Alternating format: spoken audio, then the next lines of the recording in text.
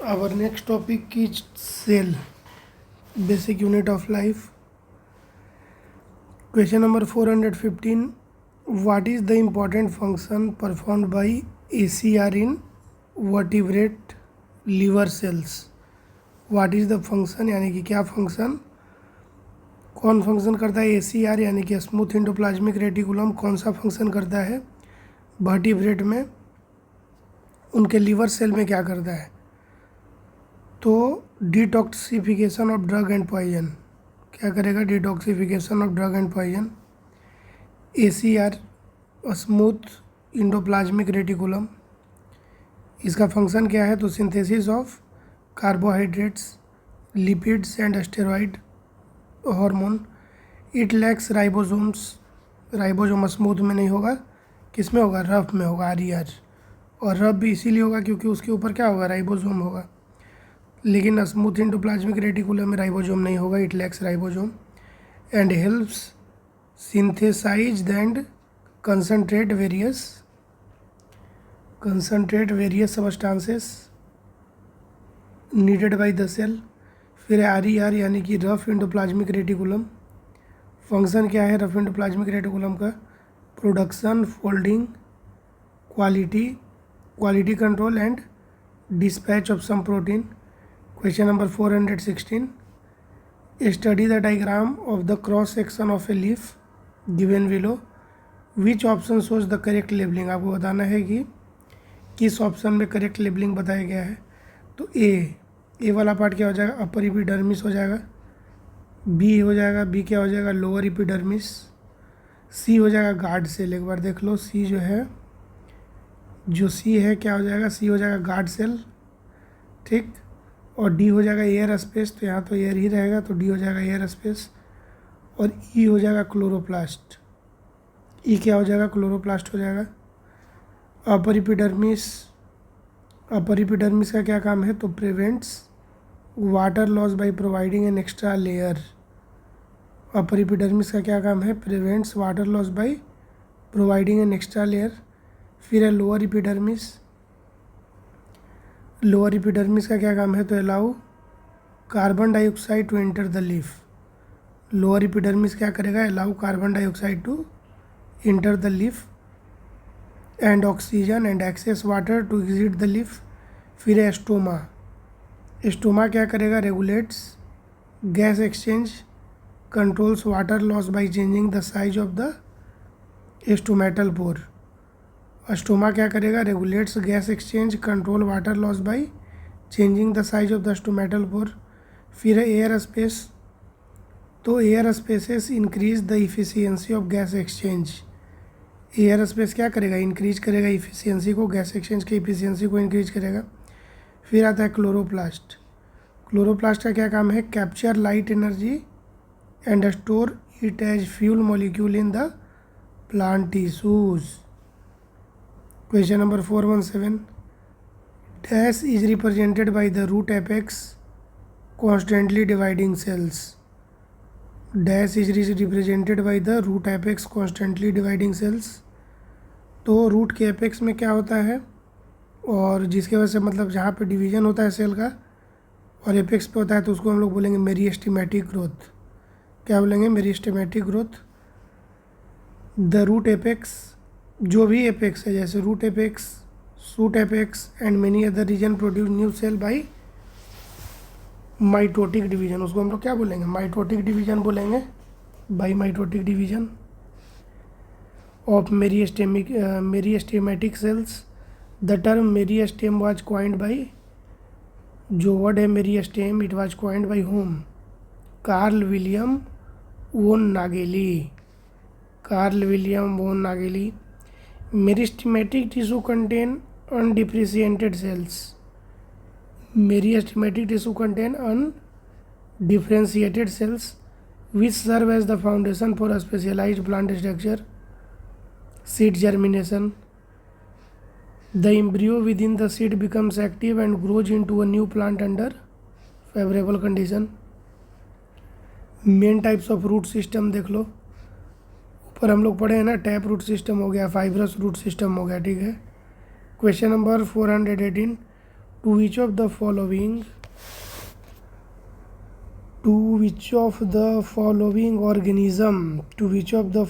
organisms is the cell theory given by Schleiden and Swan not applicable। तो इनमें से कौन ऐसा ऑर्गेनिज्म है, कौन ऐसा जंतु है जिसपे जो स्लाइडेन और स्वान का दिया हुआ सेल थ्योरी है वह लागू नहीं होता है। किस पे लागू नहीं होता है? तो वायरस पे। किस पे नहीं लागू होगा? वायरस पे लागू नहीं होगा। The cell theory states that all living thing are made up of cell. Cell discovered by Robert Hooke. कब हुआ था? 1665। Cell was discovered by Robert Hooke in 1665। Virus was discovered by Beijerinck. Virus was discovered by Beijerinck in 1898। कब discover किया गया? 1898 में किया गया, 1898 में। एल्गी क्या होता है? Photosynthetic organism. ठीक, एल्गी क्या हुआ? एल्गी जो है फोटोसिंथेसिस कर सकता है ना।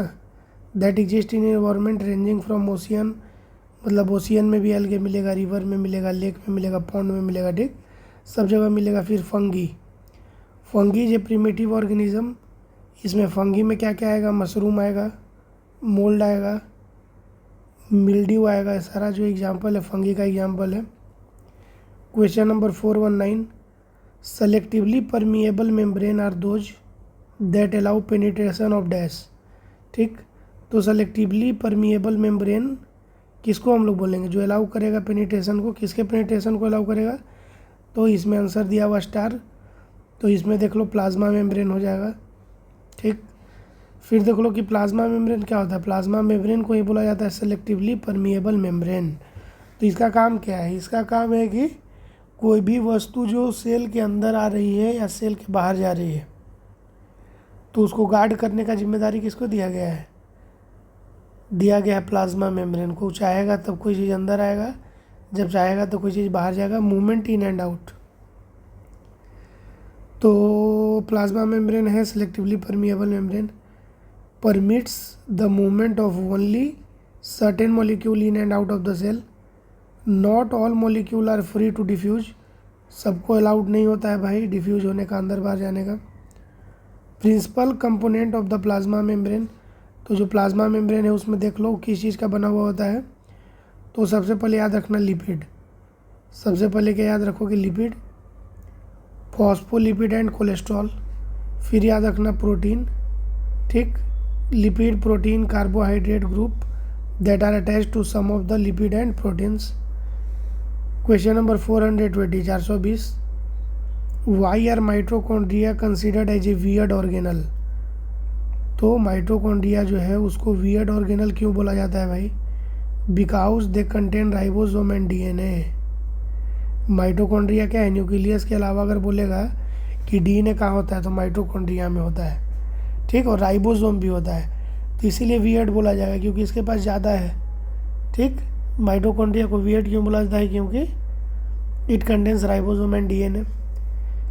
माइटोकॉन्ड्रिया को और क्या बोला जाता है? तो माइटोकॉन्ड्रिया को power house of the cell भी बोला जाता है। माइटोकॉन्ड्रिया को power house of the cell भी बोला जाता है। ब्रेकिंग डाउन फ्यूल मॉलिक्यूल, ठीक, fuel molecule and capturing energy in cellular respiration. फिर है chloroplast found in plant and algae. Chloroplast कहाँ मिलेगा? एल्गी में मिलेगा, प्लांट में मिलेगा। जो भी खाना अपना खुद से बनाएगा उसमें क्या मिलेगा? क्लोरोप्लास्ट। तो प्लांट और एल्गी दोनों अपना खाना खुद बनाता है तो क्लोरोप्लास्ट इसमें मिलेगा। क्लोरोप्लास्ट का क्या काम है? तो responsible for capturing light energy to make sugar in photosynthesis. ठीक, responsible for capturing light energy to make sugar in photosynthesis. Ribosome को डिस्कवर कौन किए थे? जॉर्ज जी पैलेड, 1955 में। राइबोसोम क्या होता है? तो an intracellular structure made of both RNA and protein. ठीक, राइबोसोम क्या है? कि इंट्रासेलुलर स्ट्रक्चर है जो आरएनए और प्रोटीन दोनों का मिल के बना हुआ है। And it is the site of protein synthesis. किस चीज़ का साइट है? प्रोटीन सिंथेसिस का साइट है। सेल में प्रोटीन सिंथेसिस कहाँ होगा? कहाँ होगा? राइबोसोम में होगा। फिर है डीएनए। डीएनए को बोलते हैं deoxyribonucleic acid. Contains the instruction needed for an organism to develop, survive, reproduce. तो जितना भी इंफॉर्मेशन कहाँ होगा, डीएनए में होगा। प्लास्टिड को भी बोला जाता है, plastid are also strange organelle. Plastid भी क्या है, plastid are also strange organelle, इनको भी स्ट्रेंज ऑर्गेनल बोला जाता है। Question number 421, in which different parts do the plants store their waste product.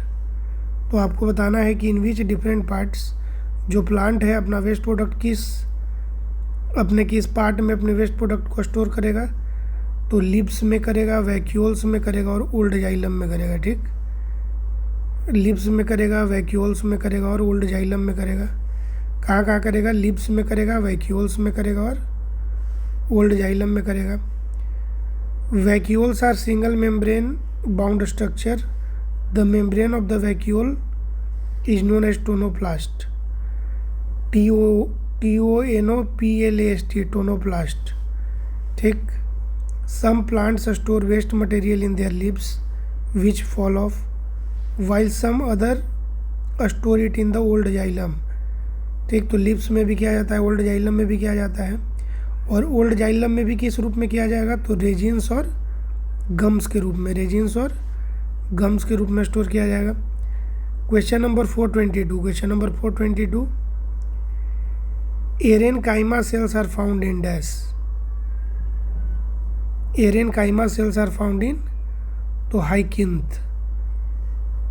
जो एरेनकाइमा सेल है कहाँ मिलेगा, हाइकिंथ में मिलेगा। एरेनकाइमा कहाँ मिलेगा, हाइकिंथ में मिलेगा। The tissues present in a plant which are dermal और vascular are called ground tissue. फिर देख लो पेरेनकाइमा क्या होता है। पेरेनकाइमा सेल क्या होगा, तो cell which have a thin primary wall. ठीक, पेरेनकाइमा क्या होगा, cells which have a thin primary wall, usually present in the pericycle, pith and medullary ridge of the primary stem and root। और क्या है parenchyma का, तो parenchyma cells specialize to have air space in between them. और उस air space को क्या बोला जाता है, उसको बोला जाता है aerenchyma. These are found in aquatic plant. कहाँ मिलेगा, एक्वेटिक प्लांट में मिलेगा, एक्वेटिक प्लांट में। And aid in the plant in flotation, और प्लांट को फ्लोट करने में मदद करेगा। इसके बाद आता है आपका कॉलेनकाइमा। इसके बाद क्या आएगा, कॉलेनकाइमा सेल्स। इसके बाद क्या आएगा, कॉलेनकाइमा आएगा। तो have thin primary walls with secondary thickening at corner, provide mechanical and structural support in regions of new growth in plant. Collenchyma का क्या काम है, mechanical and structural support in regions of new growth in plants. फिर आएगा sclerenchyma cell. Sclerenchyma cell का काम है, तो they are thick and lignified secondary walls and are dead in nature, provide structural support to plant. ठीक ना, sclerenchyma cell जो है they have thick and lignified secondary walls and are dead in nature, provide structural support to the plant। Question number 423, in dash of the cell pyruvate is formed from glucose। in dash of the cell pyruvate is formed from the glucose। तो cell के किस part में pyruvate बनता है, glucose से बनता है, तो सेल के साइटोप्लाज्म में। कहाँ, सेल के साइटोप्लाज्म में पाइरूवेट जो है बनता है। और किससे बनता है, ग्लूकोज से बनता है। Conversion of glucose to pyruvate, तो जो ग्लूकोज से पाइरूवेट में जो कन्वर्ट होता है कन्वर्जन, उसको ही बोला जाता है ग्लाइकोलाइसिस। उसको क्या बोला जाएगा, उसको बोला जाएगा ग्लाइकोलाइसिस। ग्लाइकोलाइसिस क्या होगा, conversion of glucose to pyruvate is known as glycolysis. Glycolysis कहाँ होगा, साइटोप्लाज्म में होगा। The glucose molecule undergoes partial oxidation and forms two molecules of pyruvate and a pair of ATP। जो ग्लूकोज मॉलिक्यूल है undergoes partial oxidation होगा, किसका होगा, glucose molecule का, और क्या बनेगा, and forms 2 molecule of pyruvate. Pyruvate का 2 मॉलिक्यूल बनेगा और एक एटीपी का पेयर बनेगा। ठीक, एक क्या बनेगा, एटीपी का पेयर बनेगा। फिर है cytoplasm. The fluid inside a cell but outside the cell nucleus. Cytoplasm क्या है, सेल के अंदर है लेकिन न्यूक्लियस के बाहर है, क्योंकि न्यूक्लियस के अंदर जो रहेगा उसको बोलेंगे न्यूक्लियोप्लाज्म, लेकिन जो न्यूक्लियस के बाहर रहेगा उसको क्या बोलेंगे, साइटोप्लाज्म बोलेंगे। फिर राइबोसोम के बारे में देख लो, राइबोसोम क्या होगा, the organelles that help in protein synthesis. 365 बार हम लोग पढ़ लिए हैं कि राइबोसोम क्या करेगा, the organelle that help in protein synthesis. Mitochondria को power house of the cell बोलते हैं। They have double membrane structure. Nucleus, nucleus क्या है, the membrane enclosed organelle within a, nucleus क्या है, the membrane enclosed organelle within a cell. ठीक, that contain, तो nucleus में क्या होगा, क्रोमोसोम होगा, न्यूक्लियस में क्या होगा, क्रोमोसोम होगा, और क्या होगा, डीएनए होगा, वही दिया हुआ है। Question number 424, which of the following stores starch, proteins and oil granules in a plant cell. तो किसी भी प्लांट सेल में स्टार्च, प्रोटीन और वाइल ग्रैनुअल्स को कौन स्टोर करेगा, बताइए। Which of the following store starch, protein and oil granules in a plant cell, leucoplast. कौन स्टोर करेगा, ल्यूकोप्लास्ट स्टोर करेगा। ल्यूकोप्लास्ट क्या होता है, तो नॉन पिगमेंटेड ऑर्गेनल। जो ल्यूकोप्लास्ट होता है नॉन पिगमेंटेड, यानी कि इस पर कोई कलर नहीं होता, इसीलिए कलरलेस होता है। फाउंड इन मोस्ट, किसमें मिलेगा, most of the non photosynthetic part of the plant.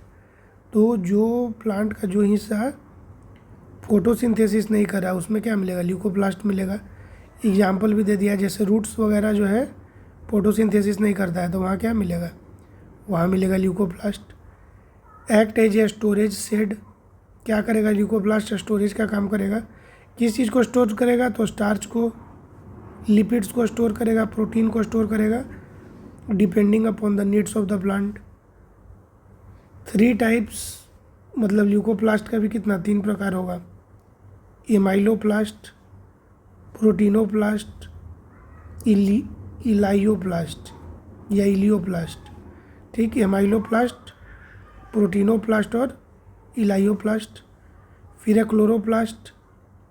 तो क्लोरोप्लास्ट क्या है, site for synthesizing food by the process of photosynthesis. ठीक ना, क्लोरोप्लास्ट क्या है, site for synthesizing food by the process of photosynthesis. Chromoplast क्या है, an area for all the pigment to be kept and synthesized in the plant. Chromoplast क्या है, an area for all the pigment to be kept and synthesized in the plant. फिर है protoplast, यानी कि naked cells, they are isolated cells whose cell wall is withdrawn and are enveloped by the plasmalemma. Protoplast क्या होगा, naked cell होगा, they are isolated cell, protoplast. फिर क्या है प्रोटोप्लास्ट के बारे में, तो cell wall is withdrawn and are enveloped by plasmalemma. ठीक ना। Question number 425, which structure is responsible for maintaining the amount of water in the amoeba. Which structure is responsible for maintaining the amount of water in the amoeba, तो contractile vacuole. Which structure is responsible for maintaining the amount of water in the amoeba, तो amoeba में जो water maintenance होता है किसके वजह से होता है, कॉन्ट्रेक्टाइल वैक्यूल की वजह से होता है। यह जो कॉन्ट्रेक्टाइल वैक्यूल है इसका क्या काम है, regulate the osmotic pressure by pumping water out of the cell. ठीक, क्या करता है, it regulates the osmotic pressure को रेगुलेट करेगा, कैसे करेगा, तो by pumping water out of the cell. फिर है amoeba are the simplest form of life. They are single celled organism, बिल्कुल सही, that can reproduce by simple division. The cell of amoeba consist of the following part.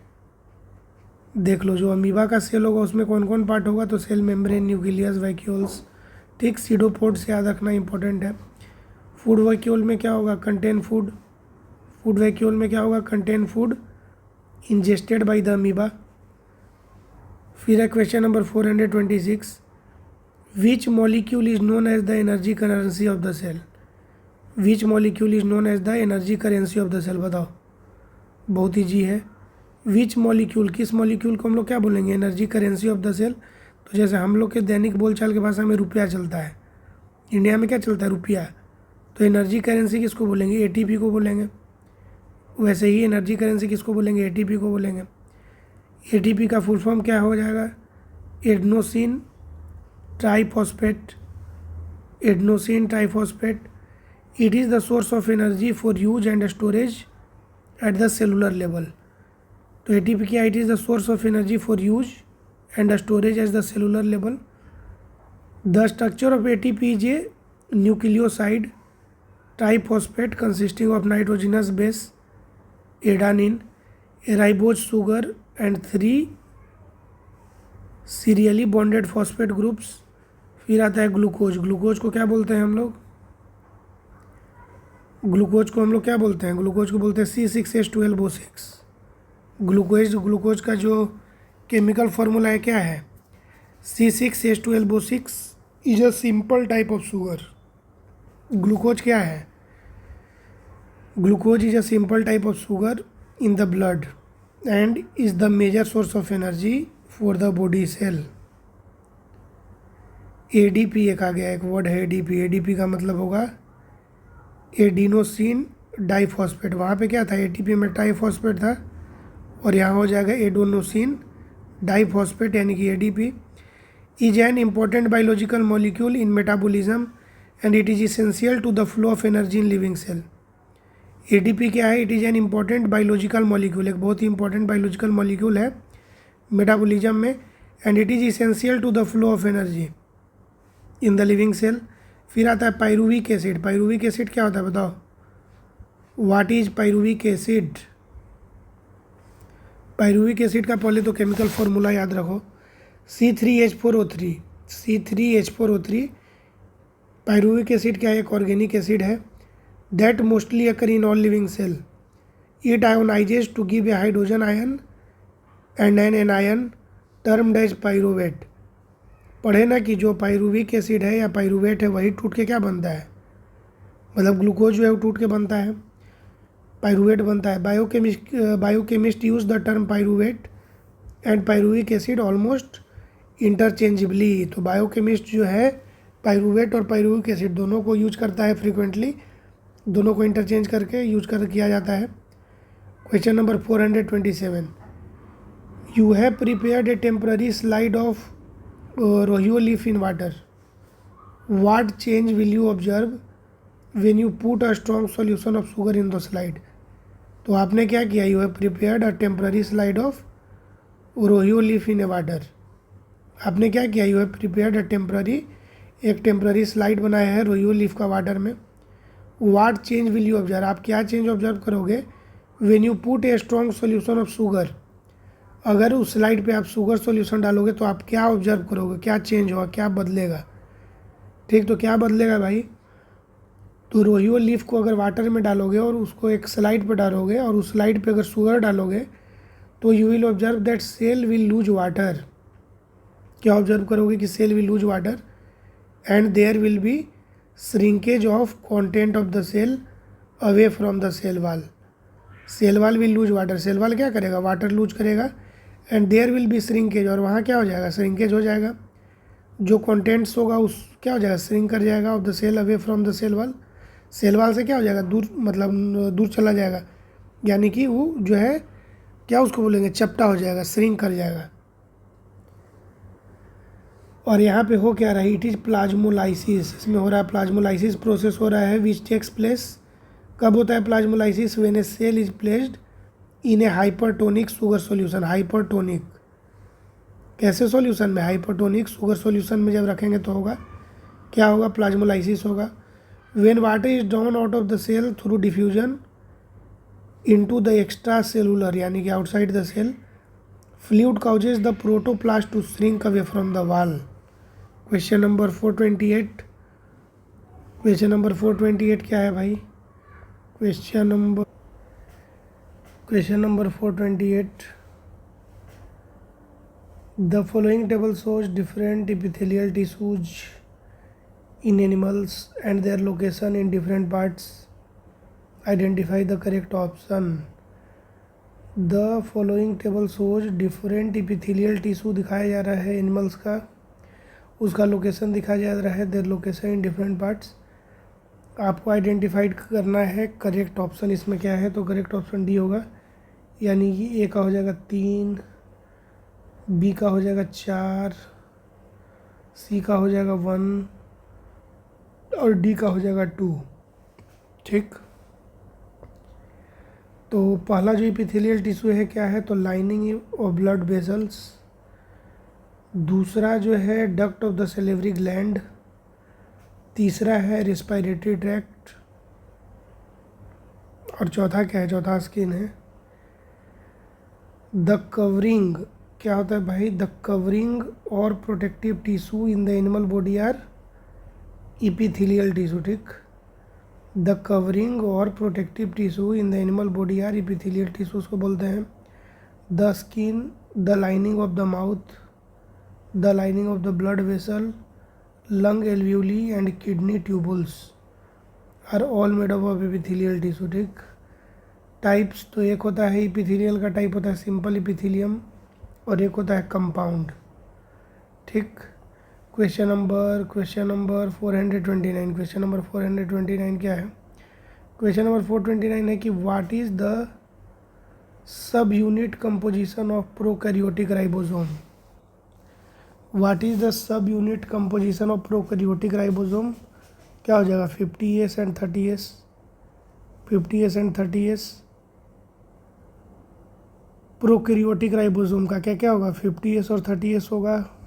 अब बोल रहा है कि ये प्रोकैरियोटिक राइबोसोम, जिसको हम लोग 70S के नाम से भी जानते हैं, इज मेड अप ऑफ 2 सब यूनिट्स। तो ऐसे अगर इन जनरल बोलेगा तो कितना होगा 70S, 70S होगा। लेकिन अगर बोलेगा कि सब यूनिट बताओ भाई, सब यूनिट क्या क्या होगा, तो सब यूनिट होगा 50S और 30S, 50S होगा और 30S होगा। और यूकैरियोटिक राइबोसोम का क्या होगा 80S, यूकैरियोटिक राइबोसोम का क्या होगा 80S होगा हमेशा।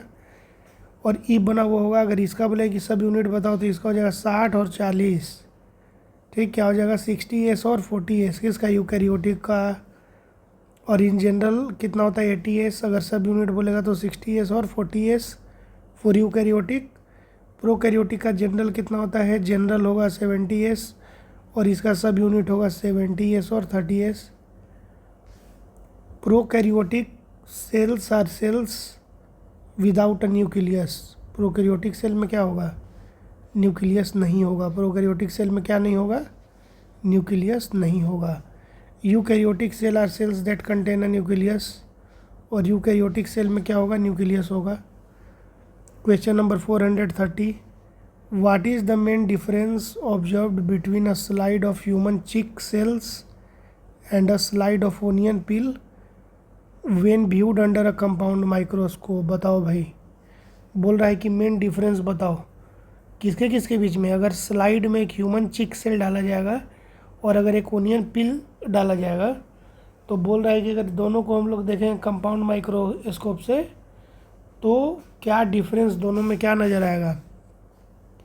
तो प्लांट सेल में क्या होता है बेटे, सेल वाल होता है, presence of cell wall in onion peel cell. Of course होगा ना, प्रेजेंस ऑफ सेल वाल तो होगा ही, क्योंकि ओनियन क्या है, ओनियन प्लांट है, तो प्लांट सेल में सेल वाल तो होगा ही।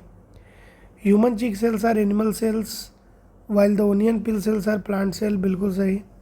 अब मेजर डिफरेंस क्या होगा, तो मेजर डिफरेंस वही हो जाएगा, क्या सेल वाल का तो एक होगा ही, और क्या बोल रहा है क्लोरोप्लास्ट थोड़ी होगा। ह्यूमन बींग में क्लोरोप्लास्ट होगा भाई, खाना नहीं बनाता है ना ह्यूमन बींग, तो नहीं होगा।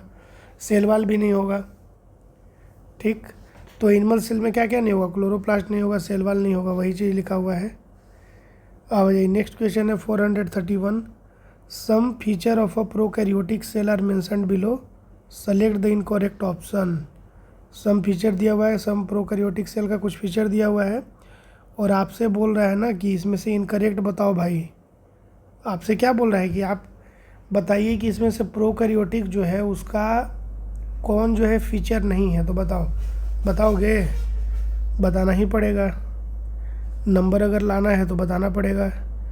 तो तुम बोलोगे ना कि देखिए प्रोकैरियोटिक सेल में ना मेम्ब्रेन बाउंड जो सेल ऑर्गेनल है वो प्रेजेंट नहीं होता है, इसमें दे दिया है प्रेजेंट। जो सेल ऑर्गेनल होता है बेटा प्रोकैरियोटिक सेल में मेम्ब्रेन से नहीं होता है, कवर नहीं होता है, लेकिन ये तो दे दिया है कि होता है, तो ये गलत हो जाएगा। तो याद रखना है कि प्रोकैरियोटिक सेल में मेम्ब्रेन बाउंड सेल ऑर्गेनल नहीं होता है, यानी कि एब्सेंट होता है। ठीक, अब जो सही है उसको देख लो, सही क्या क्या है। न्यूक्लियर रीजन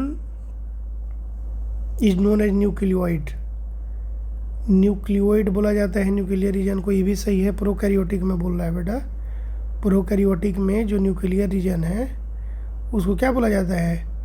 न्यूक्लियोइड, बिल्कुल सही।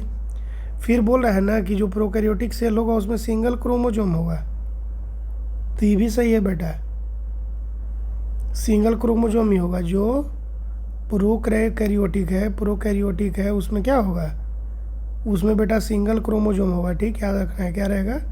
सिंगल क्रोमोसोम होगा। क्या होगा? सिंगल क्रोमोसोम होगा। और बोल रहा है ना कि जो प्रोकैरियोटिक सेल होता है बहुत छोटा होता है, वेरी स्मॉल, तो इसमें भी तुमको कोई दिक्कत नहीं होना चाहिए, बिल्कुल सही है बेटा। जो प्रोकैरियोटिक सेल होता है क्या होता है? वेरी स्मॉल होता है। अब आ जाइए prokaryotic cell. Prokaryotic cells are single celled microorganisms. ठीक, prokaryotic cells are single celled microorganism having no nucleus.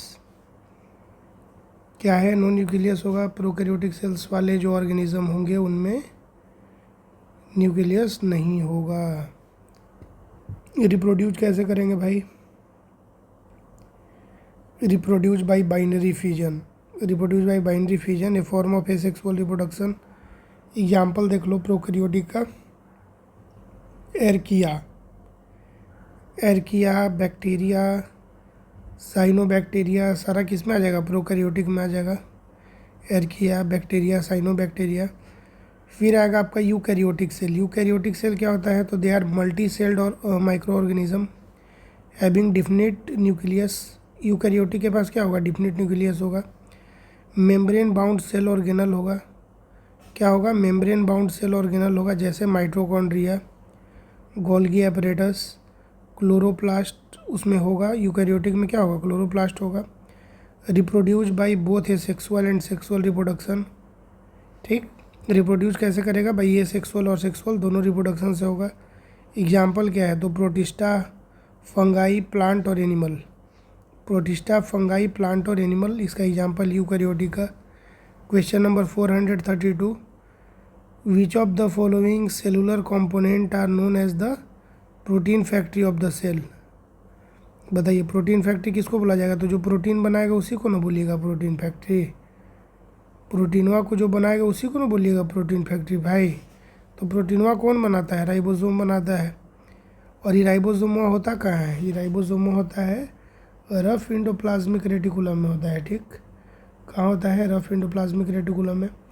Ribosomes, ribosomes क्या करता है? Synthesises the proteins by gathering and assembling amino acids into protein chains called translation।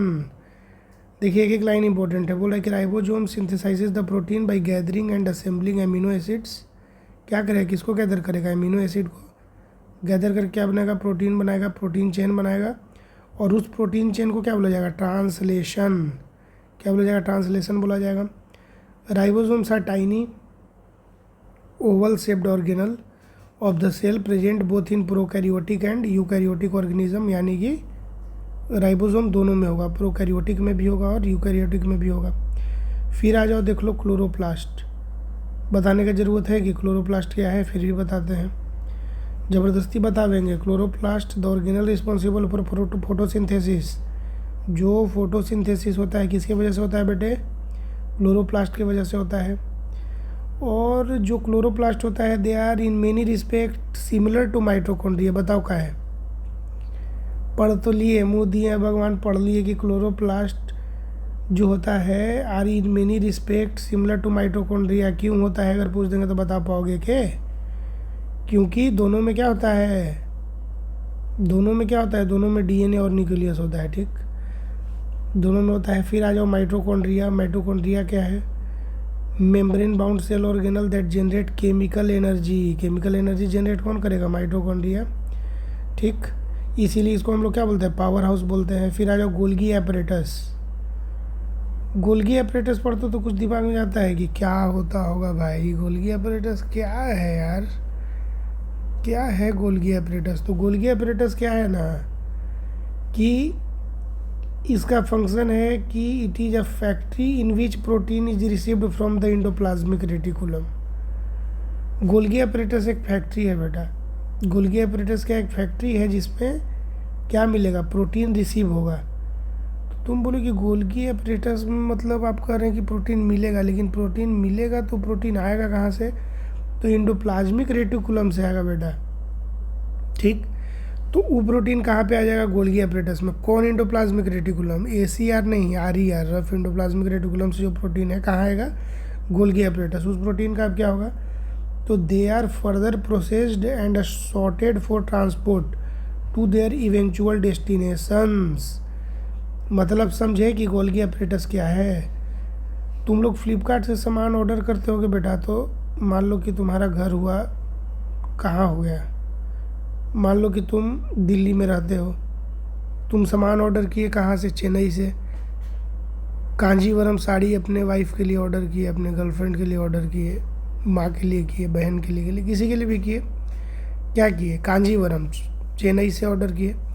तो चेन्नई से कांजीवरम का जो साड़ी है वो डायरेक्ट तुम्हारे घर पे थोड़ी आएगा, पहले जाएगा वेयर हाउस में। तो वेयर हाउस दोनों जगह होगा, चेन्नई में भी होगा और तुम दिल्ली में रह रहे हो तो दिल्ली में भी होगा। तो वो जाएगा कहाँ? साड़ी पहले जाएगा वेयर हाउस में, इसके बाद वहाँ से उसको ट्रांसपोर्ट किया जाएगा जो भी उसका फाइनल डेस्टिनेशन, तुम्हारे घर पे, चिंटू के घर पे, मिंटू के घर पे। तो ये क्या करेगा? गोल्गी एपरेटस क्या करेगा? एक तरह से वेयर हाउस बोलो, यहाँ पे स्टोर किया जाएगा प्रोटीन को। किस चीज़ के लिए? तो sorted for transport to their eventual destination, जहाँ उनको जाना है वहाँ चला जाएगा। यहाँ से लाइजोसोम में जाएगा या प्लाज्मा मेम्ब्रेन और सेक्रेशन, जहाँ जाना होगा। ठीक, question number 433। Question number 433, which of the following is a unicellular organism? बताओ विच ऑफ द फॉलोइंग, इसमें से कौन जो है यूनिसेलुलर ऑर्गेनिज्म है? तो पारामीशियम। कौन है? पारामीशियम। क्या है? यूनिसेलुलर ऑर्गेनिज्म है paramecium. Paramecium is a slipper shaped unicellular organism found in pond water. Paramecium कहाँ मिलेगा? पॉन्ड वाटर में मिलेगा। Unicellular organism are made up of only one cell, सबको मालूम है।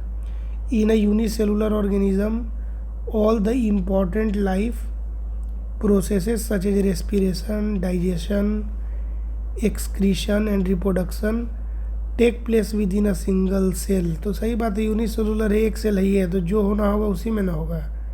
रेस्पिरेशन, डाइजेशन, एक्सक्रेशन, रिप्रोडक्शन सब उसी में करवा दो। तो यूनिसेलुलर का एग्जांपल था यहाँ पे पारामीशियम। ठीक है, और देख लो यूनिसेलुलर में बैक्टीरिया भी आ जाएगा, प्रोटिस्टा भी आ जाएगा और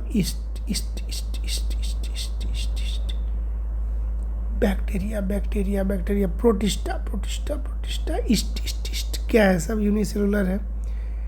question number 434, name the process that causes living cells to expand in size and shape when placed in hypotonic solution. Process का नाम बताना है कि जिसकी वजह से क्या होगा?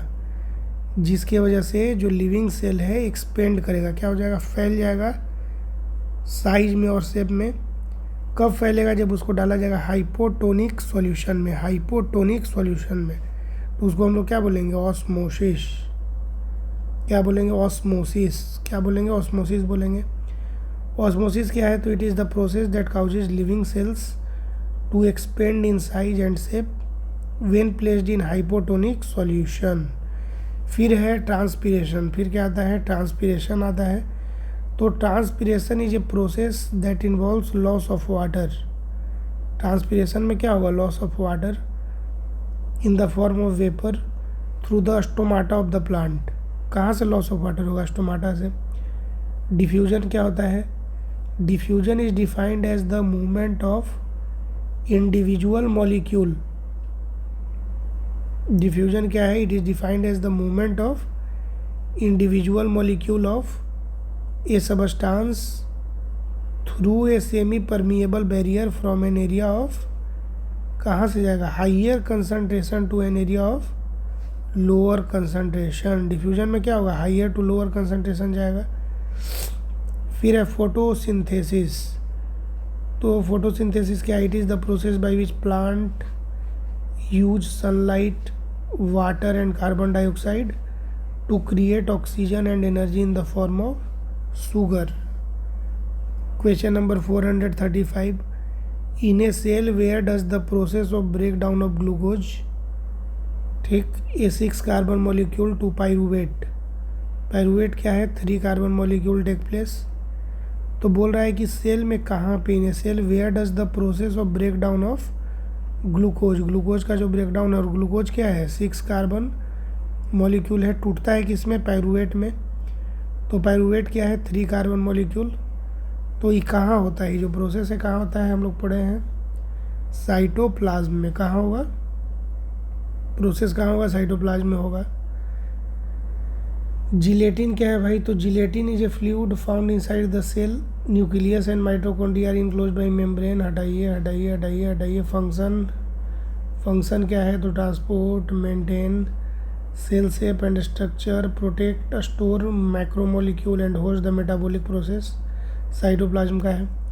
Question number 436, apart from the nucleus of the cell which two cell organelle have their own DNA and ribosome। Question ये हम लोग पढ़ लिए बेटा, याद है, पूछे भी थे आप लोग से, हम लोग बोले थे ना क्लोरोप्लास्ट भी अगर होता तो भी सही होता, ठीक। बोल रहा है कि apart from the nucleus of the cell, nucleus के अलावा विच 2 सेल ऑर्गेनल, बोल रहा है कि न्यूक्लियस के अलावा ऐसे 2 सेल ऑर्गेनल का नाम बताओ जिसके पास अपना DNA होता है और अपना राइबोसोम होता है। न्यूक्लियस के पास तो होता ही है बेटा, लेकिन न्यूक्लियस के अलावा आपको 2 ऐसे सेल ऑर्गेनल का नाम बताना है जिसके पास DNA हो और राइबोसोम हो। तो हो जाएगा प्लास्टिड्स और माइटोकॉन्ड्रिया। क्या हो जाएगा, प्लास्टिड और माइटोकॉन्ड्रिया। क्या हो जाएगा, प्लास्टिड और माइटोकॉन्ड्रिया हो जाएगा। Plastid and mitochondria. Mitochondria are found in most eukaryotic cells, ठीक। Mitochondria are found in most eukaryotic cell and are involved in energy metabolism, allowing them to produce some of their own proteins, ठीक, and replicate independently of the cell। Plastid क्या है, तो plastid are a group of organelle found in plant cell that are involve in various function such as. Plastid किस किस चीज़ में है, देखो photosynthesis में है, पिगमेंट सिंथेसिस में है, और स्टोरेज ऑफ न्यूट्रिएंट्स। प्लास्टिड इसमें भी है, स्टोरेज ऑफ न्यूट्रिएंट्स में भी है। फिर बोल रहा है कि both also have their own DNA and ribosome. कौन कौन, बोथ बोला गया, किसका बात कर रहा है, DNA और राइबोसोम। एक हो जाएगा प्लास्टिड और एक हो जाएगा माइटोकॉन्ड्रिया। क्या हो जाएगा, एक हो जाएगा प्लास्टिड, एक हो जाएगा, एक क्या हो जाएगा, माइटोकॉन्ड्रिया, एक प्लास्टिड हो जाएगा। क्या होता है, अपना DNA होता है और अपना राइबोसोम होता है। Both have their own DNA and ribosome, allowing them to produce some of their own protein and replicate independently of the cell apart from the nucleus of the cell, ठीक। Question number 437, which of the following organelles is or are known as the suicidal bags of the cell। Which of the following organelle is are known as the suicidal bag of the cell। किसको बोला जाता है suicidal bag, lysosome. Lysosome suicidal bags कैसा है, sphere shaped cell organelle होता है which found within the eukaryotic cell में ही मिलेगा, याद रखना, ठीक। लाइजोसोम किस में मिलेगा, जब मिलेगा तो यूकैरियोटिक में मिलेगा, एनिमल सेल में। And has the capacity of breaking down many type of biomolecule of the cell. फिर है ribosome. Ribosome an intercellular structure made up of both RNA and protein. Ribosome किस किस चीज़ का बना हुआ है? Ribosome is made up of RNA and protein. और क्या है भाई? तो ribosome is the site of protein synthesis in the cell. पहले तो याद रखो कि राइबोसोम बना हुआ किस किस चीज़ का है? तो आरएनए और प्रोटीन का। And it is the site of protein synthesis in the cell. फिर है गोल्गी एपरेटस, याद है क्या है? क्या था? आप लोग बोले थे ना कि वेयर हाउस है, तो यहाँ पे क्या होगा? इसका फंक्शन याद रखो कि trafficking, processing and sorting of newly synthesized membrane and secretory protein and lipid. तो ट्रैफिक मैनेजमेंट कौन देखेगा? प्रोसेसिंग वगैरह कौन देखेगा? सारा काम है गोल्गी एपरेटस का। जो जो काम होता है वेयर हाउस में, ट्रैफिकिंग देखेगा, प्रोसेसिंग होगा, सब कुछ होगा वेयर हाउस में, वही काम हो जाएगा गोल्गी एपरेटस का। फिर है आपका एंडोप्लाज्मिक रेटिकुलम। यार एंडोप्लाज्मिक रेटिकुलम क्या है? A large organelle composed of membranous sheet and tubules that start near the nucleus and stays throughout the cell. Question number है 438, how many molecule of carbon, 438 क्या बोल रहा है कि how many molecule of carbon dioxide, how many molecule of carbon dioxide are formed during the breakdown of pyruvate using oxygen in the mitochondria। ठीक, क्या बोल रहा है कि how many molecule of carbon dioxide, how many molecule of carbon dioxide are formed during the break down of, जब pyruvate टूटेगा किसके presence में? ऑक्सीजन के प्रेजेंस में। तो बोल रहा है कि कार्बन डाइऑक्साइड का कितना मॉलिक्यूल बनेगा? तो कितना बनेगा? 3 बनेगा, 3 मॉलिक्यूल बनेगा। Pyruvate is taken into mitochondria and then enters Krebs cycle. Krebs cycle क्या है? Chain of reaction occurring in mitochondria through which almost all living cell produce energy in aerobic respiration. Aerobic का मतलब क्या हुआ? Presence of air, where it is broken down into carbon dioxide and water, yielding adenosine triphosphate ATP and other byproduct which then enter electron transport chain to give rise to more ATP. Question number 439, parenchyma tissue is the most common simple permanent tissue in plant. Why it is known as chlorenchyma and erenchyma in some plant? बोल रहा है ना कि parenchyma tissue जो होता है सबसे most common क्या है? सिंपल परमानेंट टिश्यू प्लांट का। पेरेनकाइमा क्या है? पी से पेरेनकाइमा और पी से याद रखो परमानेंट। तो parenchyma tissue is the most common simple permanent tissue in the plant. तो बोल रहा है कि वाई इज इट, मतलब पेरेनकाइमा को क्लोरेनकाइमा और एरेनकाइमा कुछ प्लांट में क्यों बोला जाता है? जो पेरेनकाइमा टिश्यू है उसको कुछ प्लांट में क्लोरेनकाइमा और एरेनकाइमा क्यों बोला जाता है? तो इसलिए बोला जाता है ना क्योंकि क्लोरेनकाइमा जो है has chlorophyll, chlorenchyma has chlorophyll for photosynthesis, chlorenchyma has chlorophyll for photosynthesis यानी कि लिप्स में होता है। और एरेनकाइमा हैज एयर स्पेस, और एरेनकाइमा जनरली किस में होगा? एक्वेटिक प्लांट में होगा। And help them to float. ठीक, तो क्लोरेनकाइमा क्या? क्लोरोफिल, और aerenchyma is known for their air space. Type of simple permanent tissue देख लो बेटा, याद कर लेना। सिंपल परमानेंट टिश्यू एक तो हो गया पेरेनकाइमा। पेरेनकाइमा क्या करेगा? तो help plant in the photosynthesis process. कैसे करेगा बताओ? क्लोरेनकाइमा जो है ना उसमें होता है ना क्लोरोफिल, तो फोटोसिंथेसिस में हेल्प करेगा। तो सिंपल परमानेंट टिश्यू में क्या देख लिया? पेरेनकाइमा। एक और क्या है? देखे स्क्लेरेनकाइमा।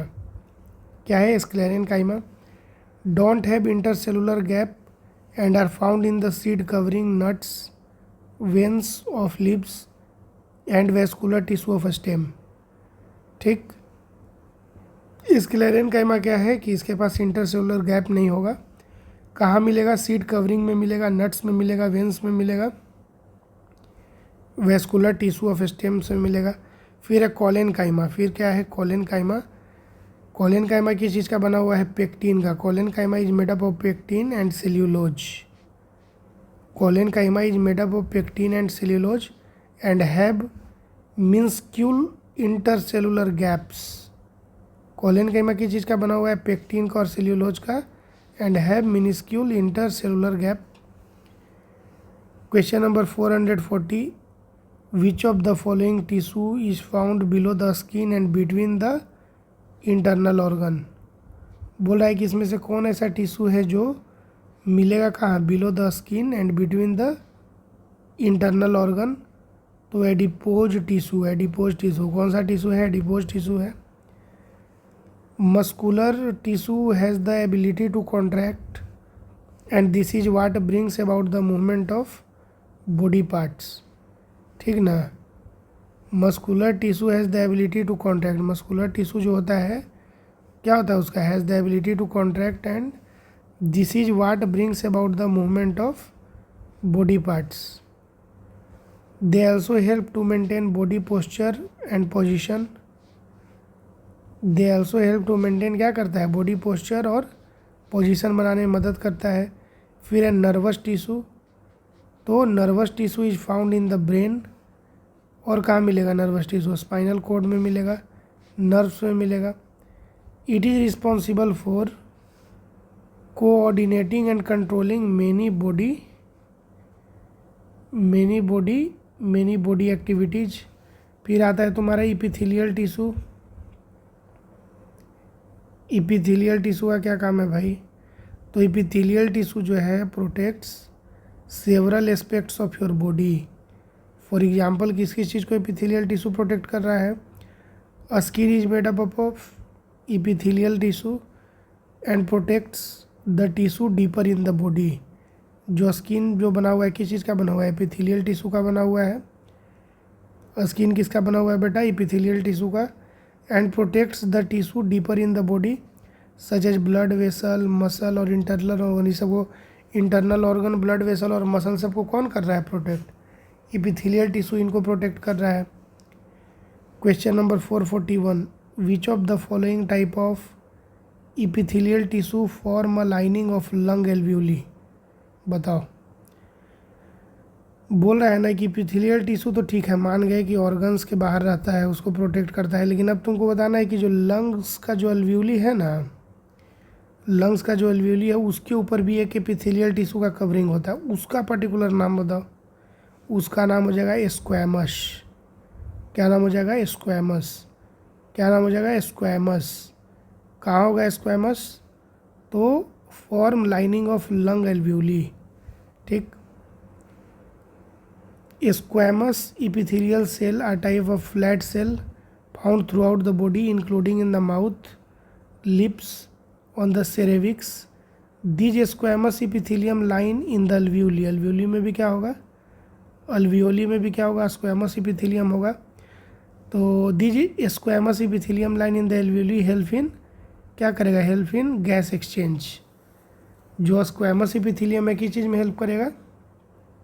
गैस एक्सचेंज में करेगा हेल्प। ठीक।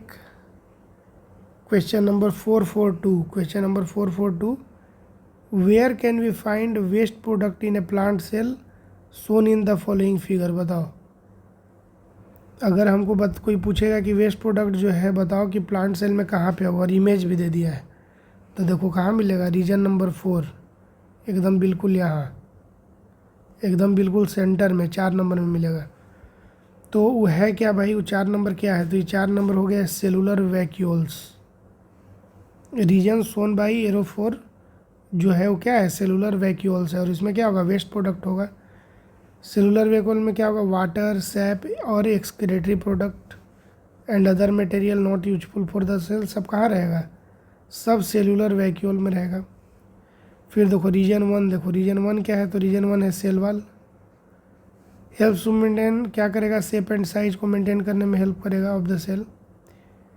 और क्या करेगा? एंड प्रोवाइड मैकेनिकल सपोर्ट देगा। प्रोटेक्ट करेगा सेल को किस चीज़ से? ऑस्मोटिक शॉक, इंजुरी, पैथोजेन वगैरह से कौन सेल्फ करेगा? वही से सेव करेगा सेल वाल। फिर देखो 2 नंबर में क्या है? थोड़ा सा अंदर जाओ सेल वाल से, तब मिलेगा सेल मेम्ब्रेन। तब क्या मिलेगा? सेल मेम्ब्रेन मिलेगा। The regulation of the entry and exit of the substance in the cell कौन कंट्रोल करेगा? Entry and exit of substance in the cell कौन कंट्रोल करेगा? सेल मेम्ब्रेन करेगा। फिर है 3 नंबर, तो 3 नंबर देखो, 3 नंबर क्या है? 3 नंबर है तुम्हारे यहाँ पे, ये वाला है नंबर 3। 3 क्या है? 3 हो जाएगा तुम्हारा स्मूथ इंडोप्लाज्मिक रेटिकुलम। तो हम लोग तो पढ़ लिए ना कि स्मूथ इंडोप्लाज्मिक रेटिकुलम में राइबोसोम नहीं होगा, तो ये है lacks ribosome and helps synthesizes and concentrate various substance needed by the cell. ठीक। क्वेश्चन नंबर 443, क्वेश्चन नंबर 443 क्या कहता है कि when you put a plant cell, fungal cell और a bacterial cell in a very dilute external medium, the plant cell or fungal cell will absorb water but will not burst, whereas an animal cell will burst. Which part of the plant cell help it to withstand the pressure of the incoming water? समझे मामला? बोल रहा है कि cell जो है ना, plant cell और फंगल सेल और बैक्टीरियल सेल को तुम किसी डाइल्यूट एक्सटर्नल मीडियम में अगर लेके जाओगे तो तुम क्या ऑब्जर्व करोगे? ऑब्जर्व करोगे कि जो प्लांट सेल और फंगल सेल है वो एब्जॉर्ब कर लेगा वाटर को। क्या कर लेगा? एब्जॉर्ब कर लेगा, लेकिन फटेगा नहीं। वहीं पे जो एनिमल सेल है वो फट जाएगा। एनिमल सेल जो है फट जाएगा। तो बोल रहा है कि कौन ऐसा चीज़ है जो बचा रहा है उसको? प्लांट सेल को कौन ऐसा चीज़ है जो प्रेशर देखो किस चीज़ से बचा रहा है? With stand the pressure. तो कौन बचाएगा? सेल वाल बचाएगा। अंबुजा सीमेंट कोई अगर लगा लिया है तो उसको कितना ही उस पर इफेक्ट पड़ेगा? तो सेल वाल, अंबुजा सीमेंट। ठीक है। Cell wall surrounds the plasma membrane of the plant cell providing tensile strength. Cell wall की वजह से क्या मिलेगा? टेंसाइल स्ट्रेंथ मिलेगा against mechanical and osmotic stress. Cell wall permits the cell of plant और fungi and bacteria, तीनों में होता है ना, फंगी में भी होता है, बैक्टीरिया में भी होता है और प्लांट्स में भी होता है सेल वाल। ठीक। तो उसको क्या हेल्प करेगा? To withstand very dilute external medium without bursting. Question number 444,